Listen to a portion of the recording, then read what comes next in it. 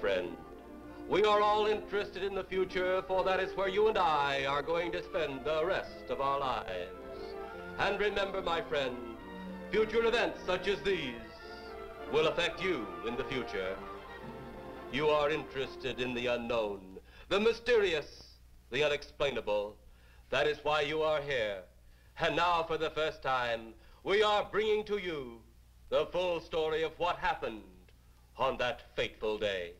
We are giving you all the evidence based only on the secret testimony of the miserable souls who survived this terrifying ordeal. The incidents, the places. My friend, we cannot keep this a secret any longer. Let us punish the guilty. Let us reward the innocent. My friend, can your heart stand the shocking facts about grave robbers from outer space?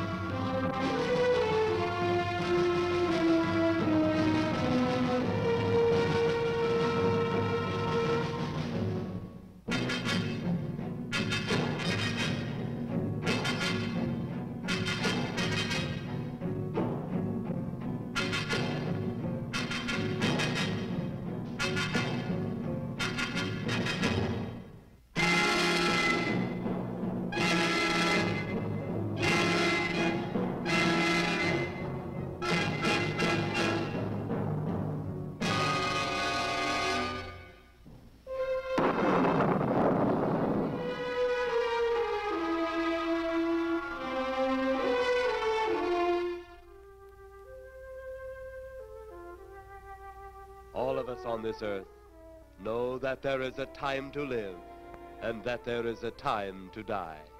Yet death is always a shock to those left behind.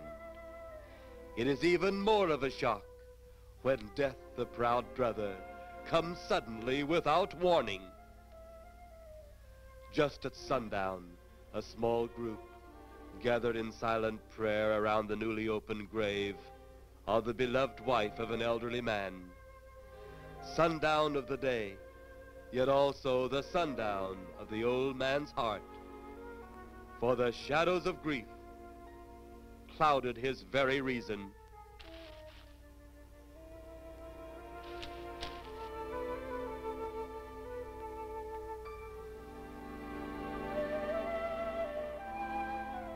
The funeral over, the saddened group left the graveside.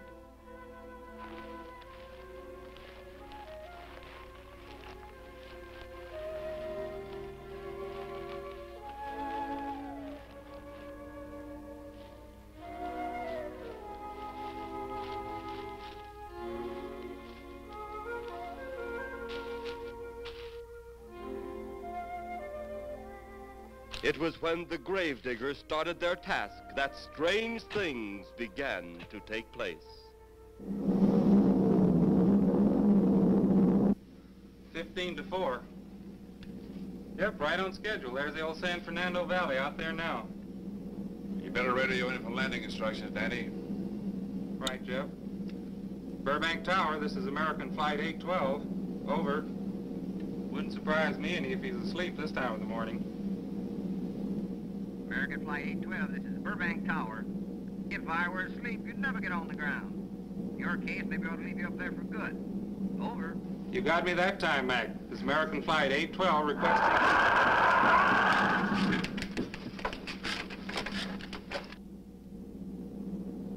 Burbank Tower to American Flight 812. Over. Burbank Tower to American Flight 812. Over. Holy mackerel. Burbank Tower to American Flight 812. Are you in trouble? Trouble? Take a look for yourself. What in the world? That's nothing from this world. Burbank Tower to American Flight 812. Are you in trouble? Are you in trouble? Mayday, mayday. Stand by, Burbank Tower. You suppose a passenger saw it? I doubt it. Most of them were asleep. But it was quite a jolt, Jeff. I'll check. Good. We'll get it ready for landing. And keep it quiet until we get instructions. Right. Okay, Danny. American Flight 812, reporting to Burbank Tower. Over.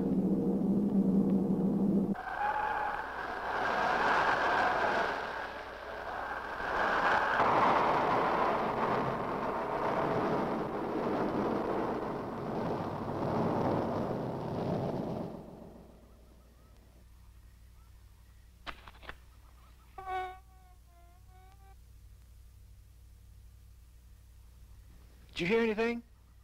I thought it did. Don't like hearing noises, especially when there ain't supposed to be any. Yeah, sort of spooky-like. Maybe we're getting old. Whatever it is, it's gone now.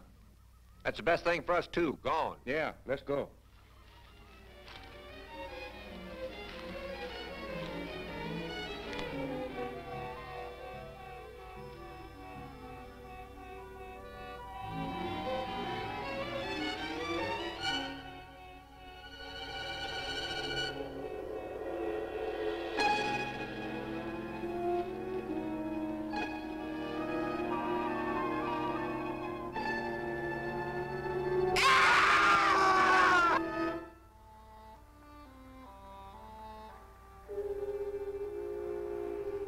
The grief of his wife's death became greater and greater agony.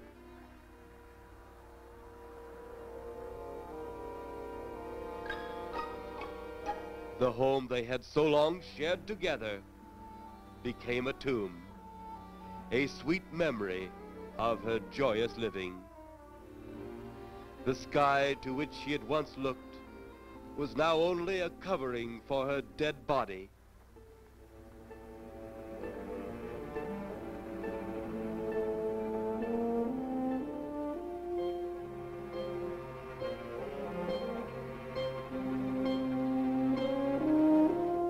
The ever-beautiful flowers she had planted with her own hands became nothing more than the lost roses of her cheeks.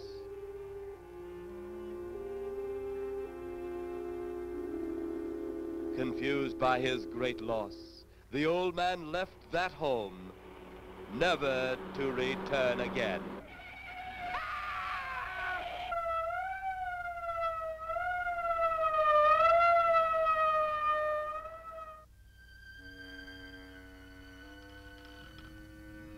At the funeral of the old man, unknown to his mourners, his dead wife was watching.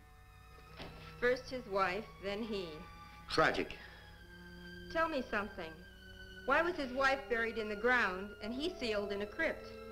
Something to do with family tradition, a superstition of some sort. Oh. Well, it's getting dark. Let's be on our way.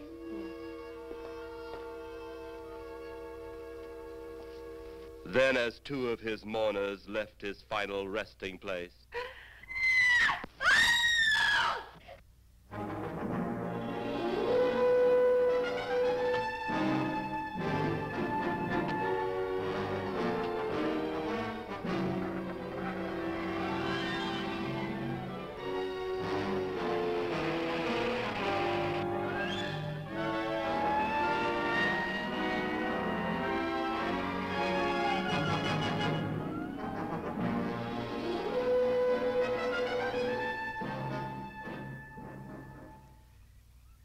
minutes later, the police, led by Inspector Daniel Clay, arrived at the scene.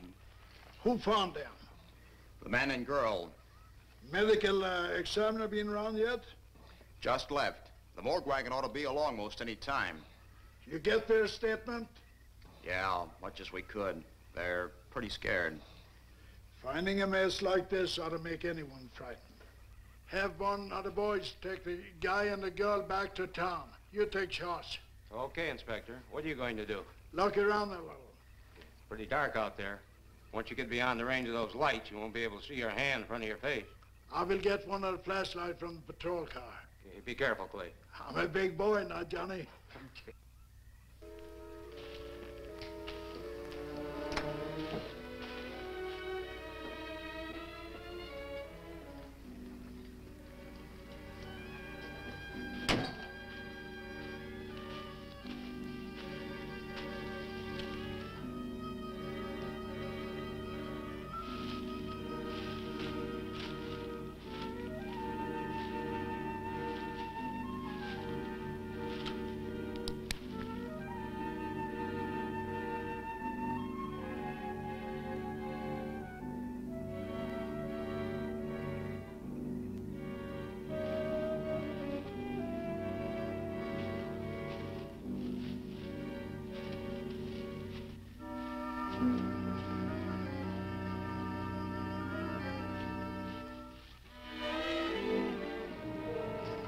Looks like a bobcat tore into them. Yeah.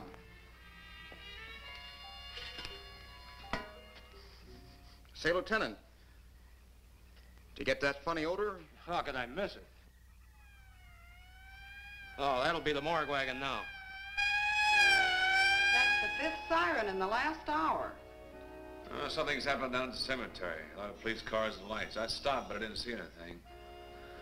Oh, well, whatever it is, the morning paper will carry the whole story.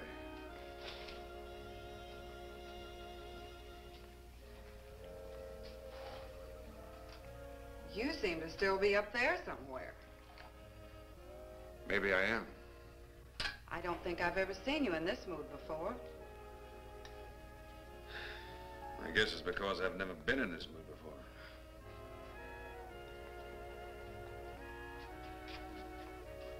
Something about your flight? Yeah. What happened, Jeff?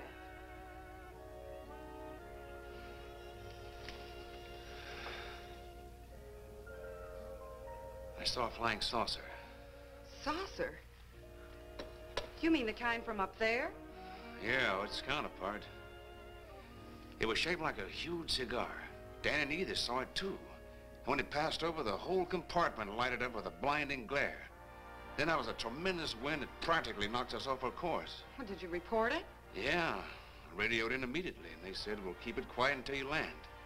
And as soon as we landed, big army brass grabbed us and made us swear to secrecy about the whole thing. Oh, it burns me up. These things have been seen for years. They hear, it's a fact. And the public ought to know about it. There must be something more you can do about it. Only there isn't. Oh, but what's the use of making a fuss? But last night I saw a flying object that couldn't have possibly been from this planet. But I can't say a word. I'm muzzled by army brass. I can't even admit I saw the thing.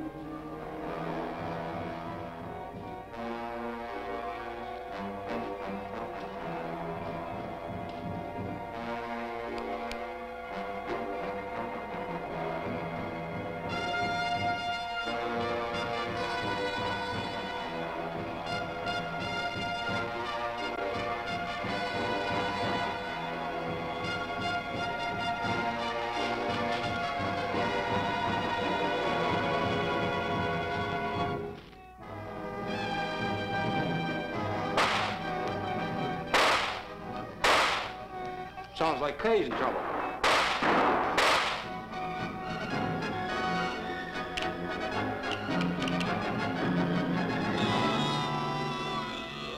If that apparition we saw had something to do with it, come on.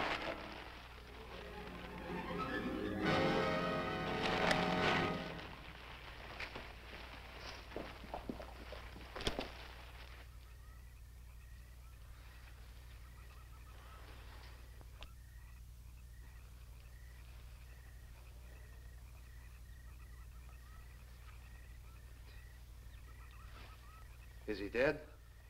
Yeah. He's messed up as bad as those two back there. Suppose that saucer or whatever it was had something to do with this? Your guess is as good as mine, Larry. One thing sure. Inspector Clay's dead. Murdered. And somebody's responsible. You're in charge now, Lieutenant. Yeah, guess I am. Calton? Yes, sir? Get back up the car and get on the radio. Tell the coroner he's got to make another trip out here. Well, how about the lab boys? Well, who do you think we left back up the car? Boy Scouts? Come on, Larry.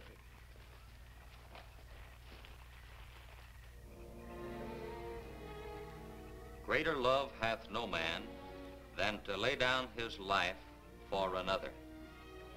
It is always difficult to have last words over the grave of a friend. And Inspector Daniel Clay was a friend, a dear friend to me and to all of us. The bell has rung upon his great career.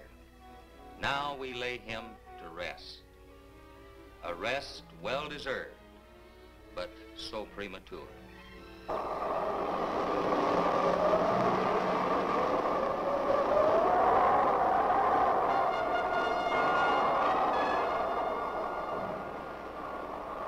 People turning south from the freeway were startled when they saw 3 flying saucers high over Hollywood Boulevard.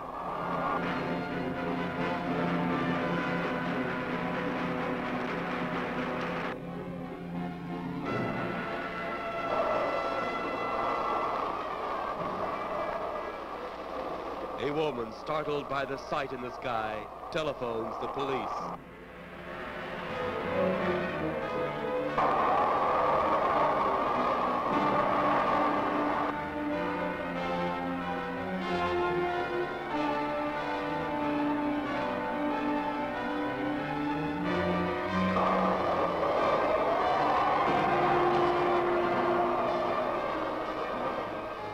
There comes a time in each man's life when he can't even believe his own eyes. Saucers seen over Hollywood. Flying saucers seen over Washington, D.C.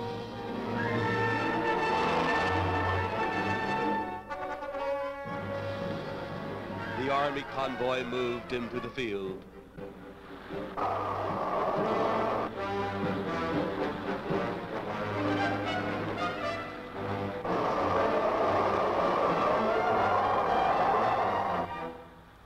Rockets were quickly set up. Colonel Tom Edwards, in charge of saucer field activities, was to make the greatest decision of his career. He made that decision. Colonel Edwards gave the signal to fire.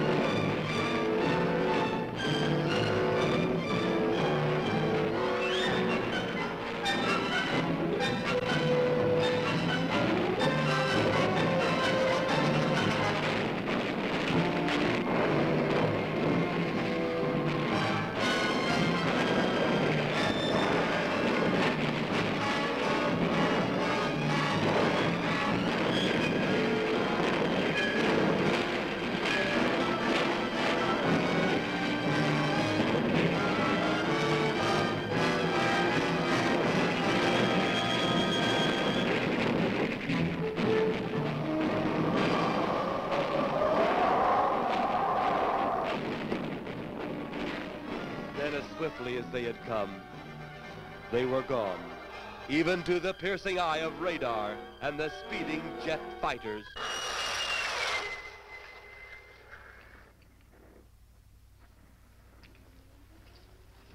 Quite a sight, wasn't it, sir? A sight I'd rather not be seeing. Are you worried about them, sir? Well, they must have a reason for their visits. Visits? Well, that would indicate visitors. Big gun's the usual way of welcoming visitors. We haven't always fired at them. Oh? For a time, we tried to contact them by radio, but no response. Then they attacked a town. A small town, I'll admit, but nevertheless a town of people. People who died. I never heard about that, sir. Well, it was covered up by the higher echelon. Take any fire, any earthquake, any major disaster, then wonder. Flying saucers, Captain, are still a rumor, officially. Looks like we beat them off again, sir. What do they want? Where are they from? Where are they going? They, sir? Who? Well, this is a training maneuver, sir. We only did a little practice firing at the clouds. Yeah. I wonder what their next move will be.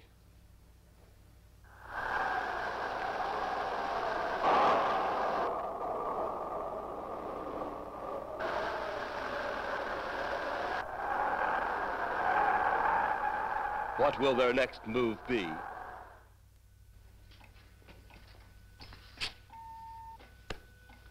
Your space commander has returned from Earth. Send him in.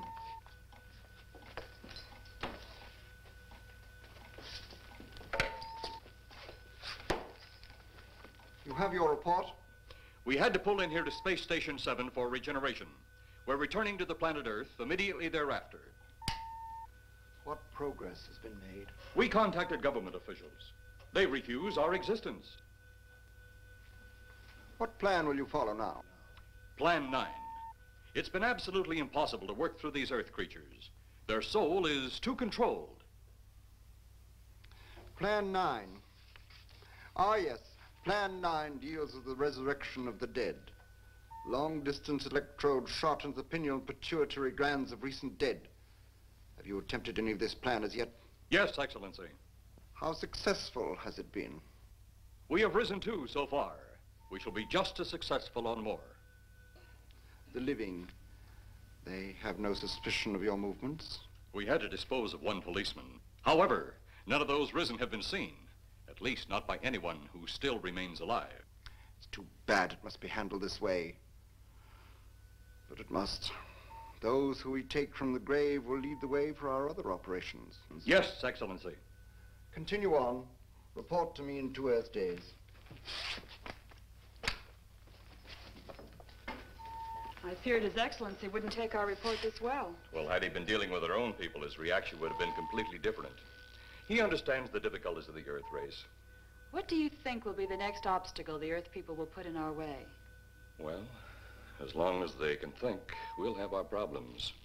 But those whom we're using cannot think. They are the dead, brought to a simulated life by our electrode guns. You know, it's an interesting thing when you consider the Earth people who can think are so frightened by those who cannot, the dead. Well, our ship should be regenerated. We better get started.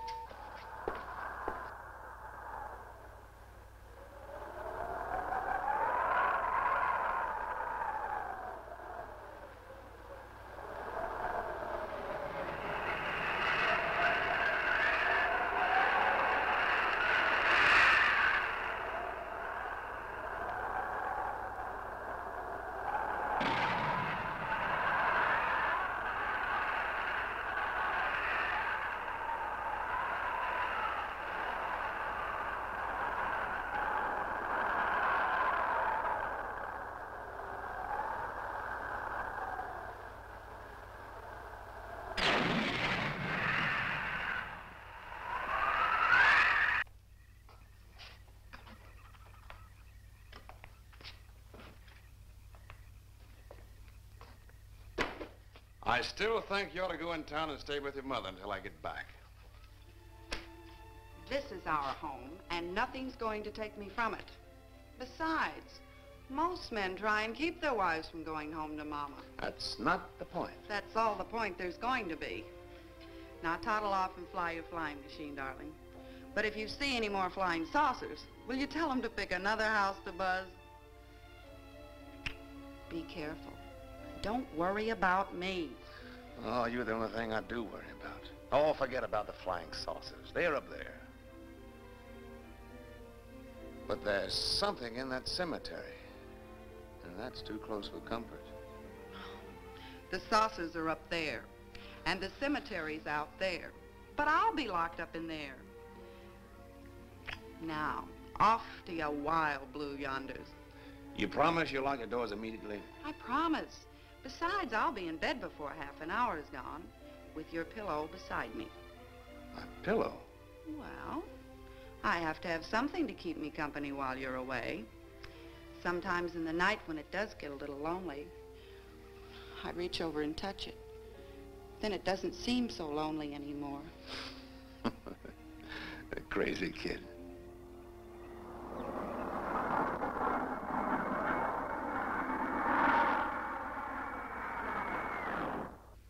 I do love you, darling.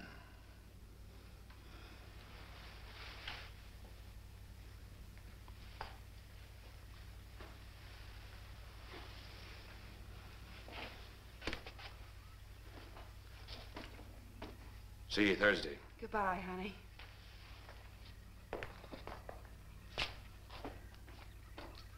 You know I'm not leaving you here until you're locked safely inside. All right, darling.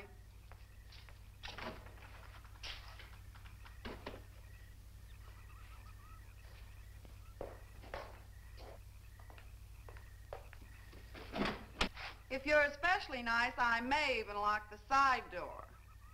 And be sure you keep the yard lights on.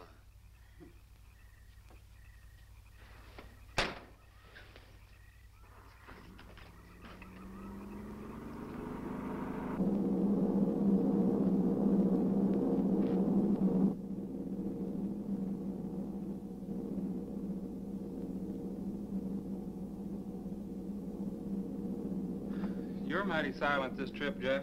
Hmm? You haven't spoken 10 words since takeoff. I guess I'm preoccupied, Danny. We've got 33 passengers back there that have time to be preoccupied. Flying this flybird doesn't give you that opportunity. I guess you're right, Danny. Paula? Yeah. There's nothing wrong between you two. Oh, no, nothing like that. Just that I'm worried she being there alone and those strange things flying over the house and those incidents in the graveyard these past few days. It's just got me worried. Well, maybe they haven't figured out those crazy skybirds yet, but I'd give you 50-to-1 odds the police have cleared up that cemetery thing by now. I hope so. If you're really that worried, Jeff, why don't you radio in and find out? Mac should be on duty at the field by now. He could call Paul and relay the message to you. Hi, Edie. Hi, Silence. I haven't heard a word from this end of the plane since we left the field. I've just been giving himself and me a study in silence. You boys aren't feuding. No, Edie, nothing like that. Hey, Edie, how about you and me balling it up in Albuquerque? Albuquerque? Have you read that flight schedule, boy? What about it? We land in Albuquerque at 4 a.m. That's strictly a 9 o'clock town. Well, I know a friend that'll help us. Let's have the problem first. Huh, Danny? Oh, he's worried about Paula. I read about that cemetery business. I tried to get you kids not to buy too near one of those things. We get there soon enough as it is. He thought it'd be quiet and peaceful there. No doubt about that. It's quite all right, like a tomb. I'm sorry, Jeff. That was a bad joke. Say, I almost forgot what I came in here for. How's the coffee situation? That's for me. It sure wouldn't hurt anything, Edie. Okay, be right back. And say, Jeff, make that call to Mac. Nah, not only she throw cold water on my Albuquerque plan, but now she's repeating herself. How about that Albuquerque ball? I can't resist your charm, Danny boy.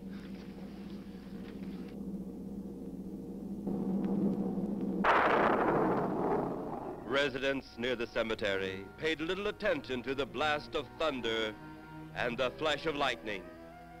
But from the blast arose the moving figure of the dead old man.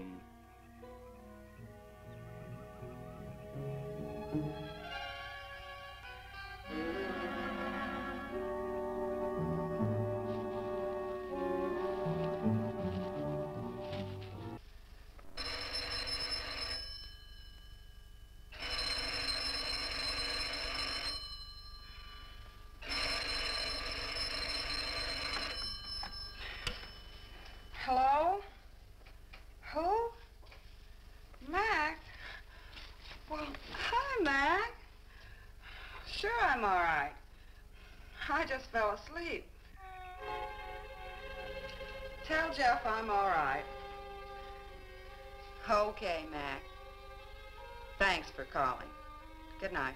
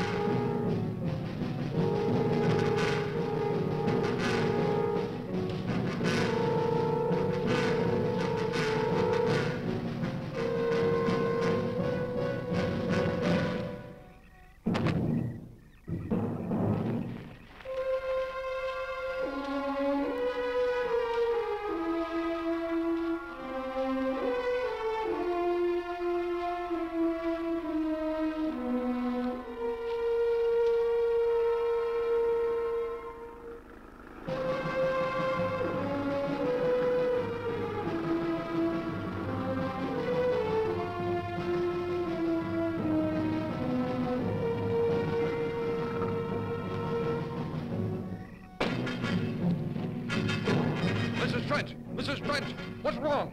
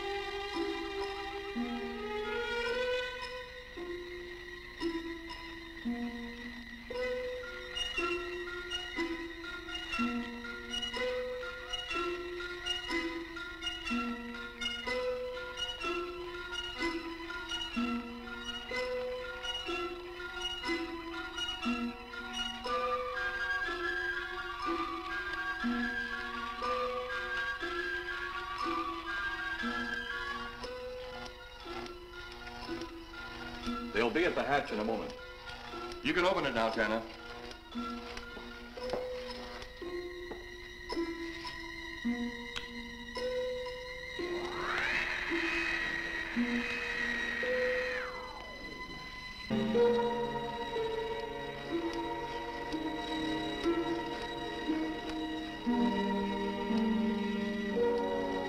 Turn off the electrodes quickly. They can't tell us from anyone else.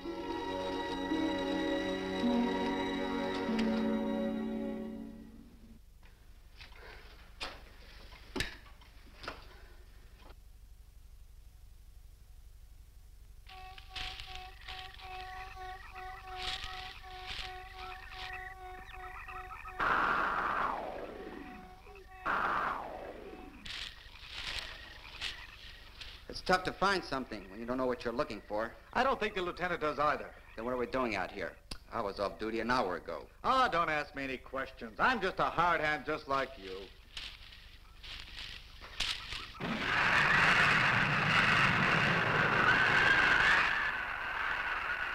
What do you suppose that noise was? Whatever it was, it's no more strange than the other things happening around this cemetery. Spirits like old Farmer Calder talked about. Well, maybe. The only spirits he saw tonight were those I smelled on his breath. Well, don't forget, Miss Trent claims to have seen them, too. She didn't have anything on her breath.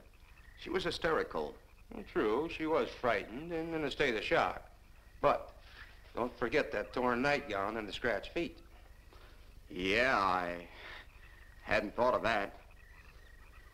Guess that's why you're a detective lieutenant and I'm still a uniformed cop. Sometimes it's only the breaks, Larry.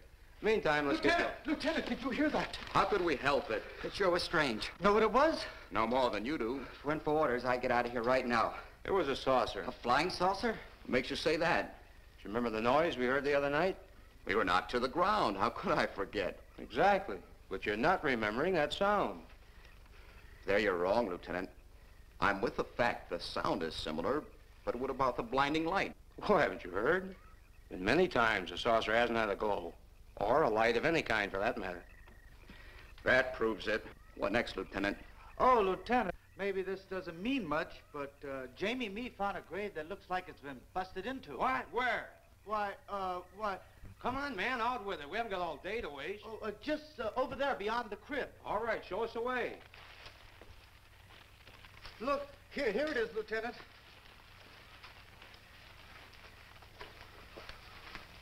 It's been broken into, all right. Strange. If someone had broken in, the dirt should be piled up here somewhere. It looks like it's fallen into the grave. Larry, you'll be out of that uniform before you know it. Do we have the right to look down there, Lieutenant? Technically, no. No?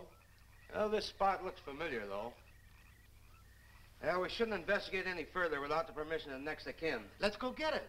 How? I see what you mean. The gravestone's down there. Well, let's go down and find out whose grave it is. How? By going down and finding out. Are you sure you mean that, Lieutenant? If I didn't mean it, I wouldn't have said it. Scared? Well, why do I always get hooked up with these spook details? Monsters, graves, bodies. Oh, all right.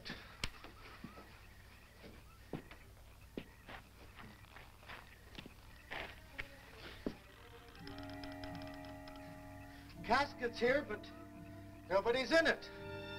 Can you read the name on the casket? It's too dark. Give me a flashlight.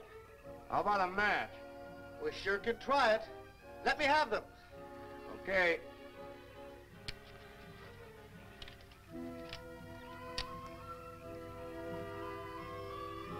It's Inspector Clay's grave, but he ain't in it.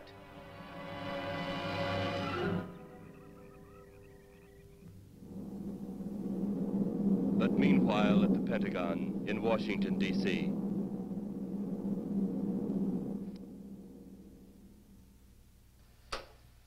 Right, G2. Come in. Yes, of course.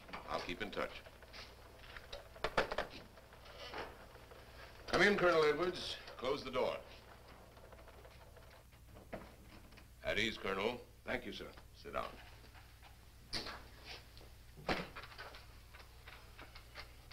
I understand, Colonel, you've been on tap for many of our saucer attacks. I'm in charge of field operations, sir. You believe there are such things as flying saucers, Colonel? Yes, sir.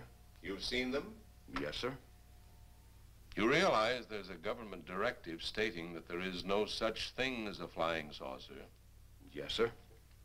You stand by your statement that you've seen flying saucers? Well, yes, sir. This could mean a court-martial, admitting this against direct orders. General Roberts, may I speak freely? You may. How could I hope to hold down my command if I didn't believe in what I saw and shot at? I like you, Colonel. Thank you, sir. There are flying saucers. There's no doubt they are in our skies. They've been there for some time. What are we going to do about them? Who knows? Then they really are there. I thought you were convinced of that. I am. We've had contact with them. Contact? How? Radio. They speak our language? Well, not quite. We've received messages from their spaceships. For a while, it came in as just a lot of jumbled noise. And now, sir? Well, since they first tried contact with us by radio, we've developed a language computer. A machine that breaks down any language to our own. General, what's this all got to do with me? Well, you've been in charge of saucer field activity for a long while. I think it's about time you heard these recordings. You mind? Mind? Huh, I'm anxious.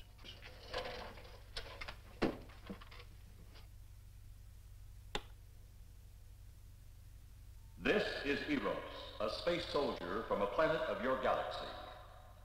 I fully realize our language differences. However, I also know you finally have perfected the dictorobotery, or as you on Earth call it, the language computer. So you can now understand that which I speak. Since the beginning of your time, we have been far beyond your planet. It has taken you centuries to even grasp what we developed eons of your years ago. Do you still believe it impossible we exist? You didn't actually think you were the only inhabited planet in the universe. How can any race be so stupid? Permit me to set your mind at ease.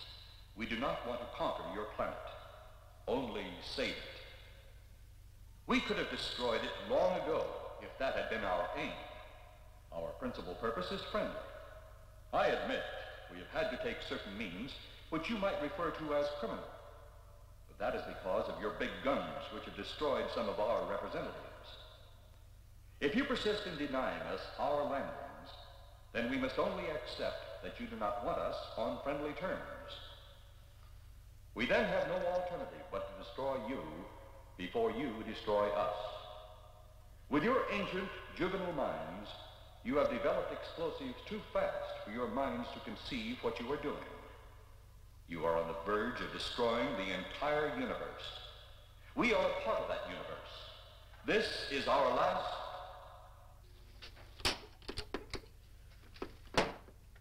That's the end of that one.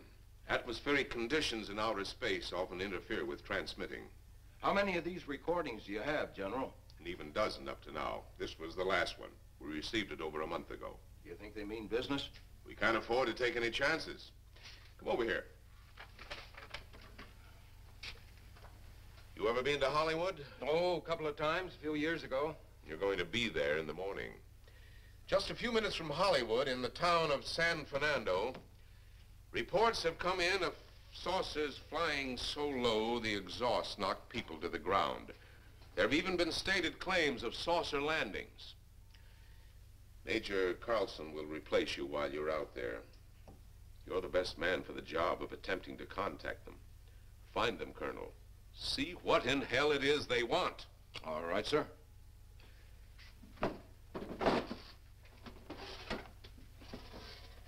These are confidential reports, Colonel. Read them over carefully on the plane. Turn them over to intelligence when you get to Los Angeles. They'll have further orders for disposition. Yes, sir. Colonel Edwards? Yes, sir. Good luck. Thank you, sir.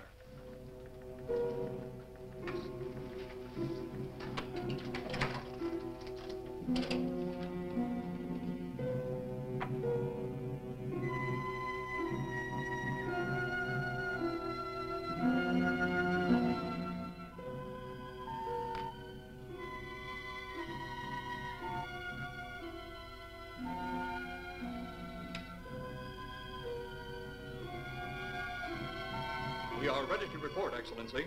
You are many days late. It was unavoidable. We tried to transmit via televisor, but atmospheric conditions made transmission impossible. You should have transmitted as soon as conditions permitted. I thought time was of the essence. Suspicion has fallen upon our movements. Our ships have been viewed near the point of operations. And what has this added time gained, Eros? We have successfully risen 3 of the dead ones. Permit me to see one. Bring in the big one. Use your small electrode gun.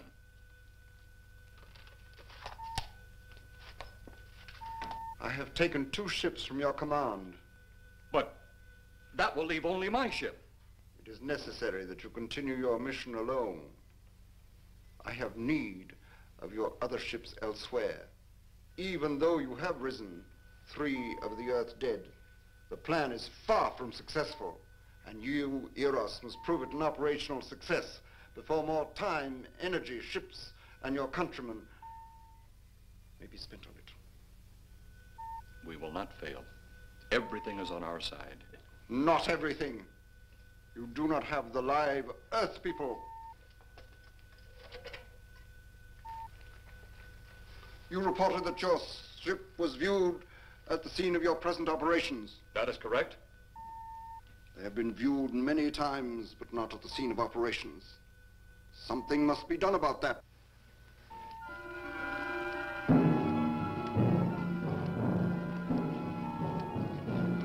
Stop him, Tanner.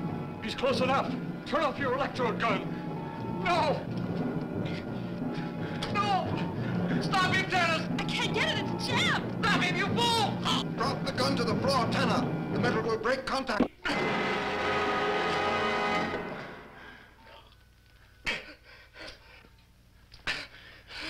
That was too close. Yes.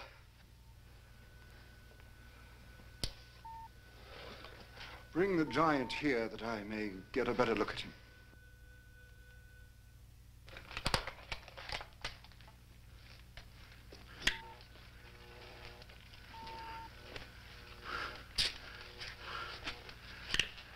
Yes, she's a fine specimen.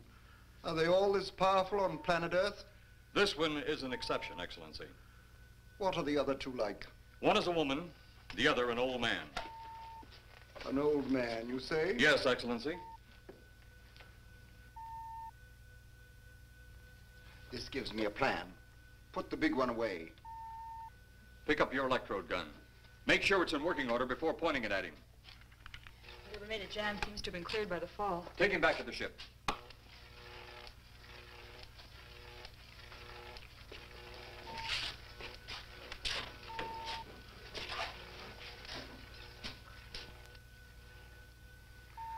The old one must be sacrificed. Re-land on Earth. Send the old one to enter a dwelling. Then cut the electrokinetic and turn on your ship's decomposure ray. The result will astound those watching. Astound them enough to delay their intention until you have gained your other recruits from the cemetery. Yes, Excellency. It'll be done. Report to me when this has been accomplished.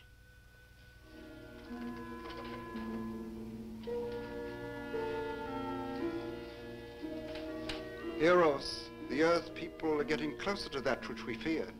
Since they will not listen or respect our existence, they cannot help but believe our powers when they see their own dead walking round again, brought about by our advancement in such things. As soon as you have enough of the dead recruits, march them on the capitals of the Earth. Let nothing stand in your way. Their own dead will be used to make them accept our existence and believe in that fact.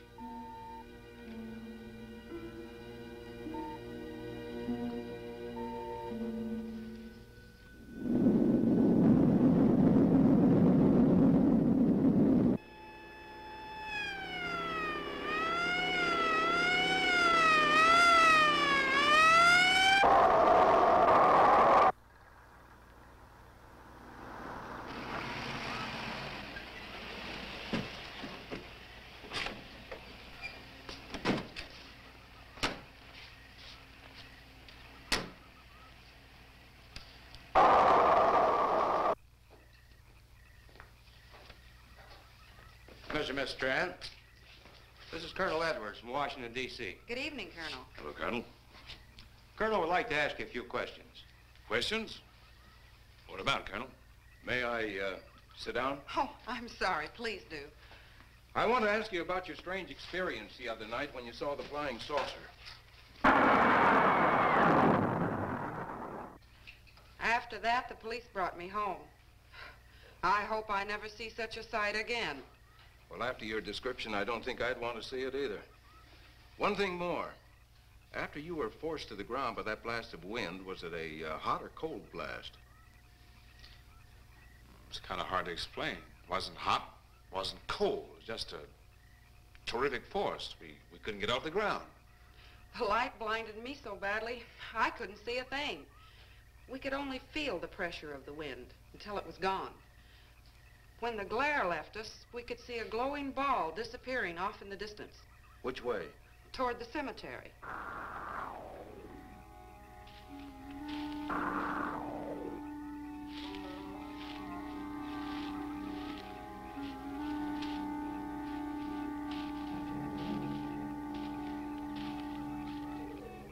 This is the most fantastic story I've ever heard.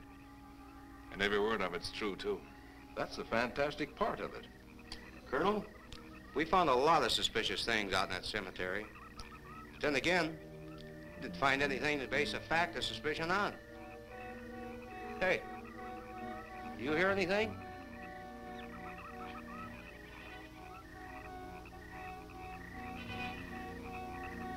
You see anything out there, Kelton? Too dark, Lieutenant.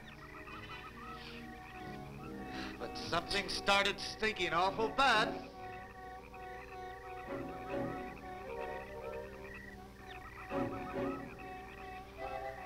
There's something out there.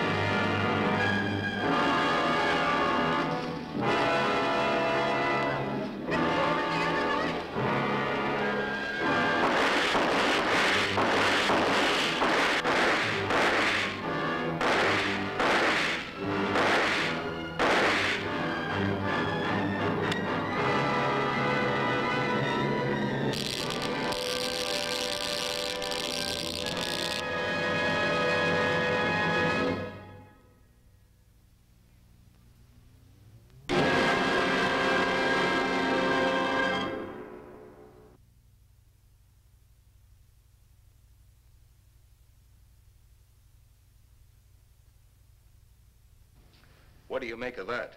You got me. Didn't look that way a minute ago. What about your man? Oh, the excitement, I forgot all about Kelton.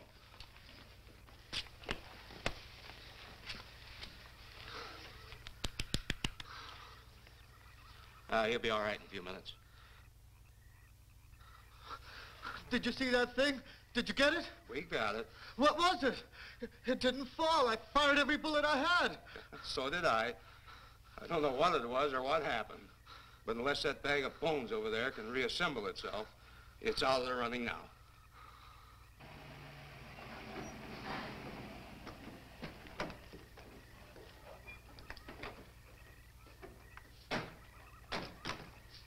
Colonel, I've been out here so often, you think I've taken a lease on this place. Not a long lease, I hope. I see what you mean. But you know, I can't help but feel the answer's out here somewhere. Is the girl safe? Mrs. Trent, you better stay with the car. Stay here alone? Not on your life. Modern women. Yeah, they've been that way all down through the ages, especially in a spot like this. Cal. Yes, sir. Stay with Mrs. Trent. All right, Lieutenant. Now, you stay close to the officer, honey. I'd feel safer with you. Now, the lieutenant knows best. Well, I don't like it, but I guess there isn't much I can do about it. You have a gun? No. You know how to use one? After 4 years in the Marine Corps? Here. You think we'll need these? You never tell. Let's get going.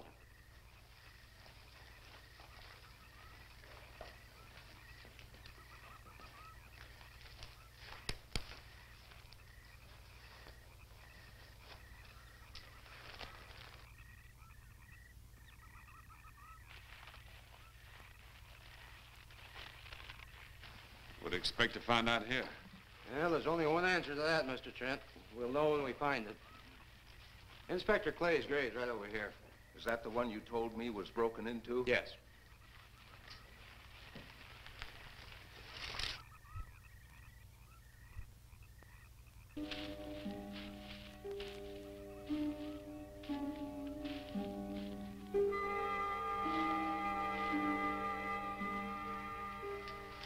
This it? Yeah. Looks to me like someone had broken out instead of in. I figured that, but that's impossible. I wonder. Look, Colonel, some things just can't happen. Yeah, well, after that apparition that was draped across Mr. Trent's patio, I would say we should keep our minds open to anything. Look, Colonel, I'm a policeman. I've got to deal in facts. But I guess I'll have to go along with you. You know, I'll bet my badge right now we haven't seen the last of those weirdies.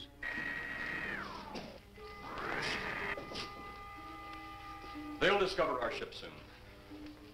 You're going to let them find us? It's the only way. These are the same men who have been so close so often. They must be halted before they can inform others about us. But there were others in the car. They'll be taken too. Send the big one for the girl and the policeman. I'll turn on the dictorobatary so we may converse with them.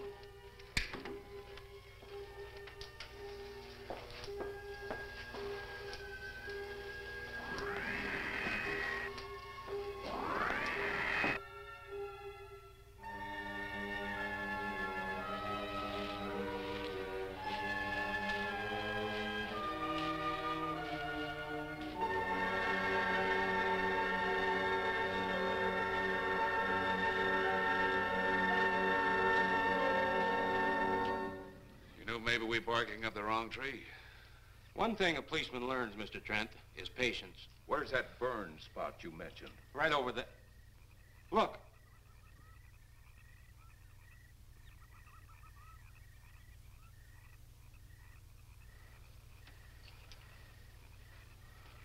We'll investigate, but move carefully.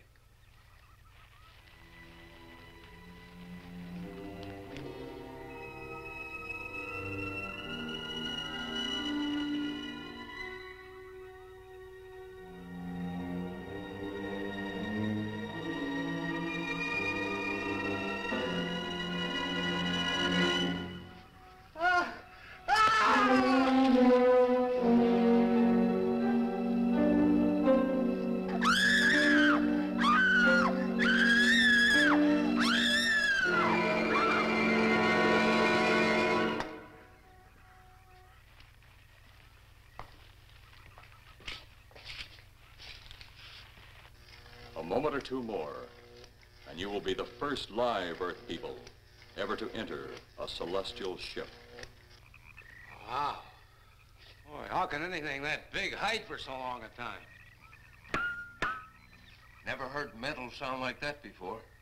What do you see? Only my reflection. Must be some kind of one-way glass. I wonder how you get into this thing. I'm not sure I want to find out.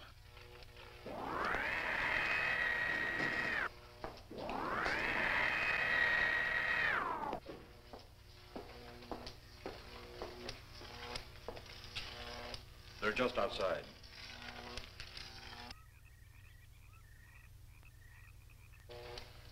You can open the outer hatch now.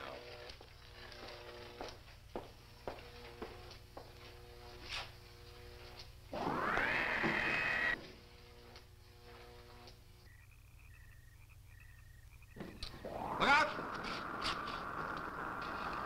You going in that thing? That's what we're here for. I don't know. The way these things speed around, we might just get in there and off it goes. That's a chance we take.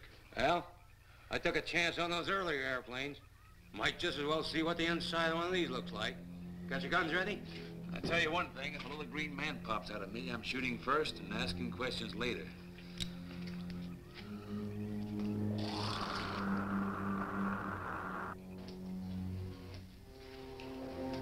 They're in the outer chamber now.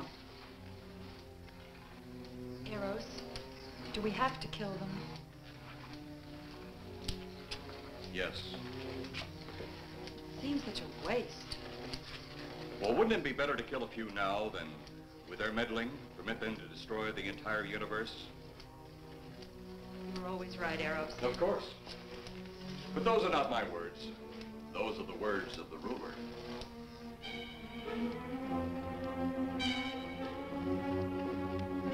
Now, you two stay right where you're at.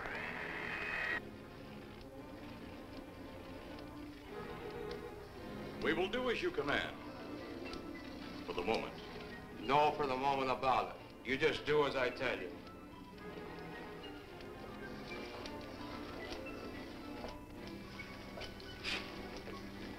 You do not need guns. Maybe we think we do. They would be of no use to you now. They've been mighty useful before on flesh and blood. And you two look like you've got a lot of both. True. They would be effective upon us. If you were to have the opportunity to use them... Mister, if you don't get away from that control board, I'll show you just how effective they can be. Shall we talk now or wait? Your friends will be here shortly. What friends? Those you left at the vehicle. If you've done anything to Paula... Take it easy, Mr. Trent. Oh, I assure you no harm has come to her. Would you like to see? Next time you try that, I won't aim at the board. You're a headstrong young man. I was only going to turn on the televisor so you could see her movements. Go ahead, my friend, but move very carefully.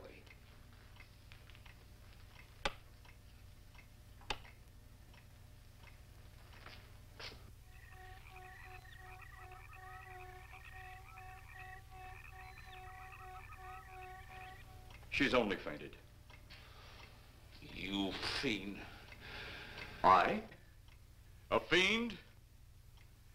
I am a soldier of our planet. I? A fiend? We did not come here as enemies. We came only with friendly intentions, to talk, to ask your aid. Our aid? Yes, your aid for the whole universe. But your governments of Earth refused even to accept our existence.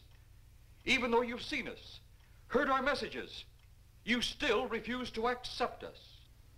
Why is it so important that you want to contact the governments of our Earth? Because of death. Because all you of Earth are idiots. Now, you just hold on, Buster. No, you hold on. First was your firecracker, a harmless explosive. Then your hand grenade. They began to kill your own people a few at a time. Then the bomb. Then a larger bomb. Many people are killed at one time. Then your scientists stumbled upon the atom bomb. split the atom. Then the hydrogen bomb, where you actually explode the air itself. Now you can brings the total destruction of the entire universe served by our sun. The only explosion left is the solar night. Why, there's no such thing. Perhaps to you, but we've known it for centuries. Your scientists will stumble upon it as they have all the others. But the juvenile minds which you possess will not comprehend its strength until it's too late. You're way above our heads. The solar night is a way to explode the actual particles of sunlight. Why, that's impossible. Even now, your scientists are working on a way to harness the sun's rays. The rays of sunlight are minute particles. Is it so far from your imagination they cannot do as I have suggested? Why, a particle of sunlight can't even be seen or measured. Can you see or measure an atom? Yet you can explode one. A ray of sunlight is made up of many atoms. So what if we do develop this solar night bomb? We'd be even a stronger nation than now. Stronger. You see? You see? Your stupid minds. Stupid! Stupid! That's all I'm taking from you. Get back here, you fool! Let him finish.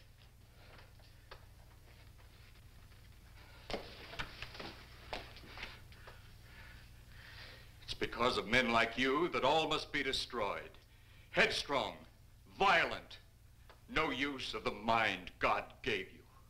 You talk of God? You also think it impossible that we too might think of God?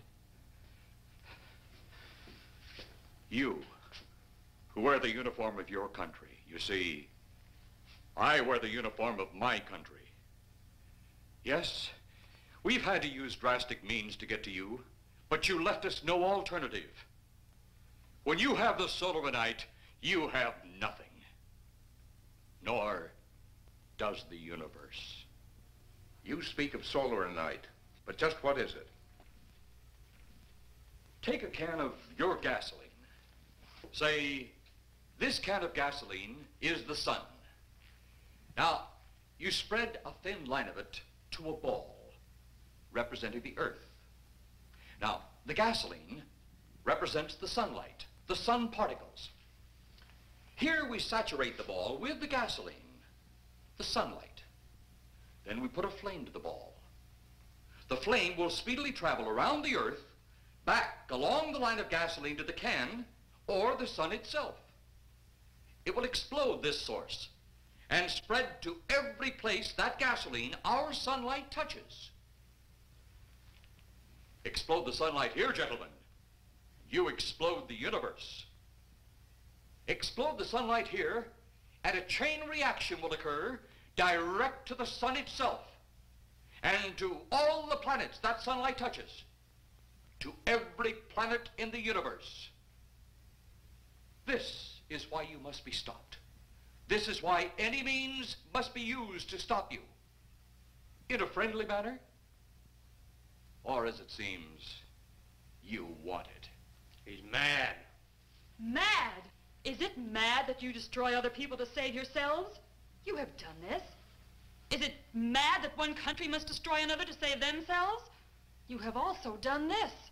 How then is it mad that one planet must destroy another who threatens the very existence? That's enough! In my land, women are for advancing the race, not for fighting man's battle. Life is not so expansive on my planet. We don't cling to it like you do. Our entire aim is for the development of our planet.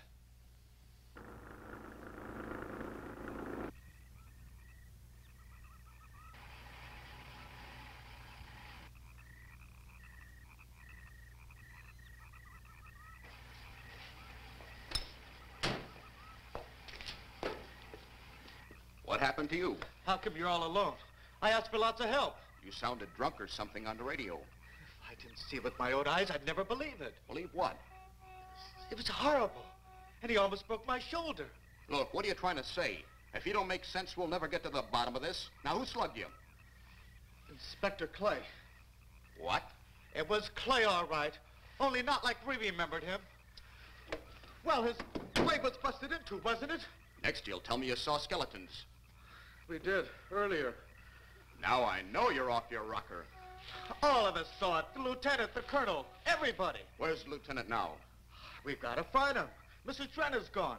I was left here to guard her. But Clay showed up and put me out of the running. And the second time tonight, and I'm getting darn tired of it. Which way were they going? Off that way. Come on.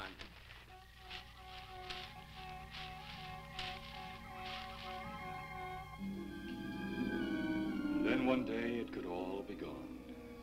One big puff of smoke and ball of fire. All that out there, the stars, the planets, all just an empty void. You two had better come along with us. Come with you? Where? The police station. So it seems you think you have the upper hand. Look out that window.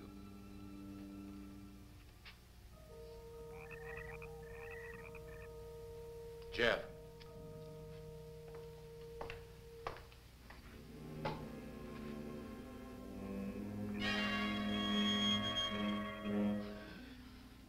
She is unarmed, but he would kill in seconds if I so choose.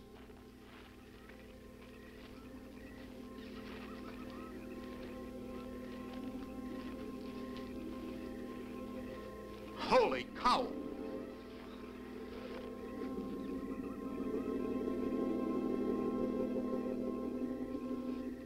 Look there. It's Clay, all right. There's no mistaking that. And he's got Mrs. Trent. Get your gun ready.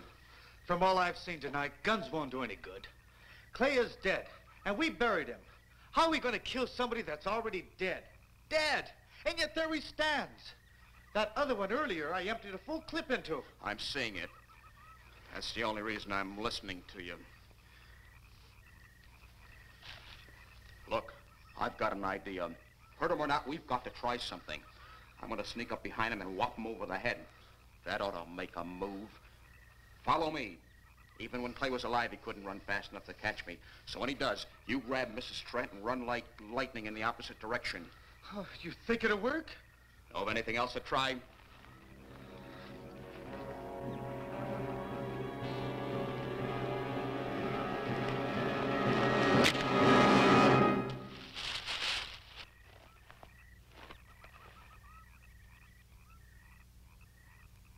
Oh, I'll be all right. Take care of the others. Your men have felled the big one. This could only happen because the electrode ray is off. He'll walk again when I turn it on. Hold it. Right there. Suppose the lieutenant and the others are in that thing. Well, supposing there are Martians or something in there.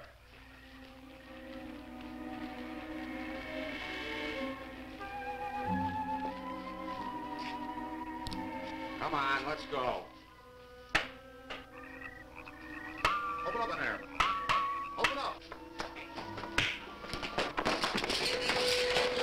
Get that door open. Colonel, I wouldn't know one switch from another.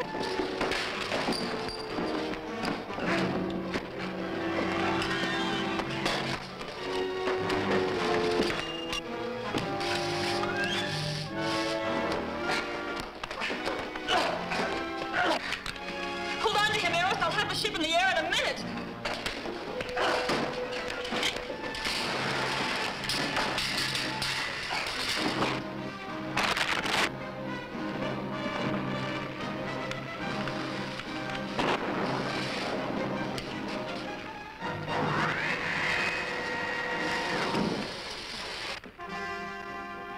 Get out of here, Jeff. The ship's on fire.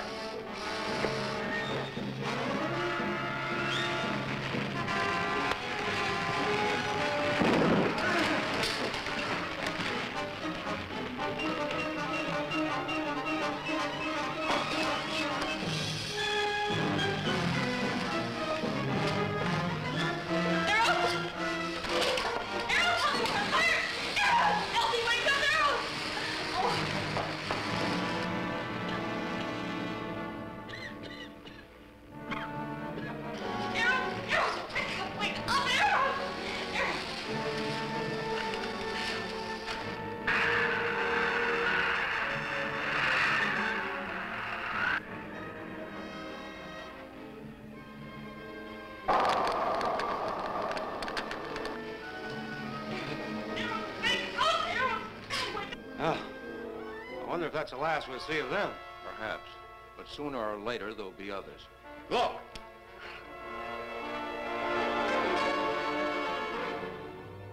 Have they caught that woman? That thing yet? Hey, that's right. There's another ghoul running loose. And it's my guess that she'll look like him. With the ship and the ray gun gone, they have no control.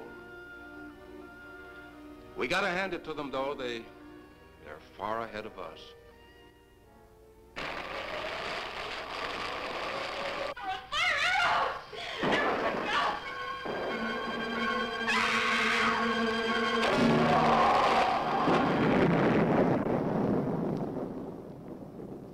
My friend, you have seen this incident based on sworn testimony.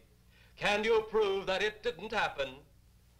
Perhaps on your way home, someone will pass you in the dark, and you will never know it, for they will be from outer space. Many scientists believe that another world is watching us this moment. We once laughed at the horseless carriage, the airplane, the telephone, the electric light, vitamins, radio, and even television.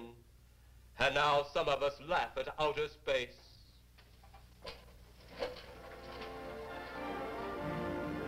God help us in the future.